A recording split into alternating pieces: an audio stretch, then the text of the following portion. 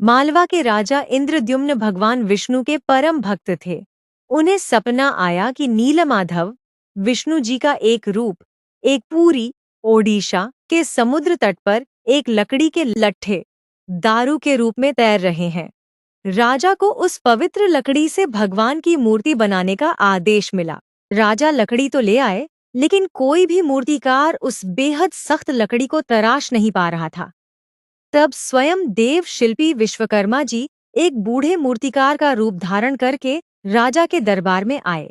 उन्होंने मूर्ति बनाने के लिए एक अनोखी शर्त रखी। मैं 21 दिनों तक एक बंद कमरे में मूर्तियां बनाऊंगा। इस दौरान कोई भी कमरे का दरवाजा नहीं खोलेगा। अगर किसी ने दरवाजा खोला तो मैं काम वहीं छोड़ दूंगा। राजा ने शर्त मान ली।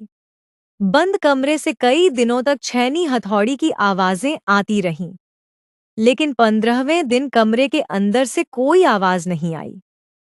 राजा की रानी गुंडिचा को चिंता हुई कि कहीं बूढ़े मूर्तिकार को कुछ हो तो नहीं गया।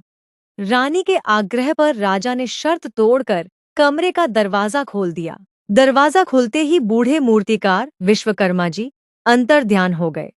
कमरे में 3 अधूरी मूर्तियां थीं, भगवान जगन्नाथ, उनके भाई बलभद्र, बलराम और बहन सुभद्रा। उनके हाथ पैर पूरे नहीं बने थे और पंजे गायब थे।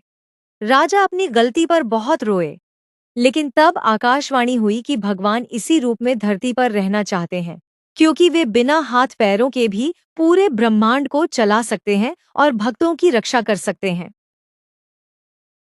एक बार बहन सुभद्रा ने अपने भाइयों कृष्ण, जगन्नाथ और बलराम, बलभद्र से द्वारका नगरी देखने की इच्छा जताई।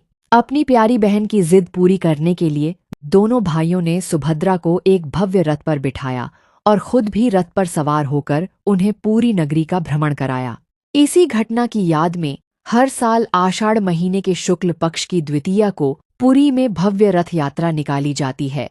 इसमें तीनों भाई बहन अलग अलग रथों पर सवार होकर अपनी मौसी के घर गुंडिचा मंदिर जाते हैं और वहां 9 दिन रुकते हैं। पुरी का यह मंदिर आज भी विज्ञान के लिए एक रहस्य है। विपरीत दिशा में ध्वज, मंदिर के शिखर पर लगा झंडा हमेशा हवा की उलटी दिशा में लहराता है। रसोई की अनोखी परंपरा, भगवान का प्रसाद महाप्रसाद मिट्टी के 7 बर्तनों में एक के ऊपर एक रखकर पकाया जाता है। सबसे हैरान करने वाली बात यह है कि जो बर्तन सबसे ऊपर होता है उसका खाना सबसे पहले पकता है। सिंहद्वार का रहस्य, मंदिर के मुख्य प्रवेश द्वार सिंहद्वार के अंदर कदम रखते ही समुद्र की लहरों की आवाज बिल्कुल बंद हो जाती है, जबकि बाहर निकलते ही वह फिर सुनाई देने लगती है।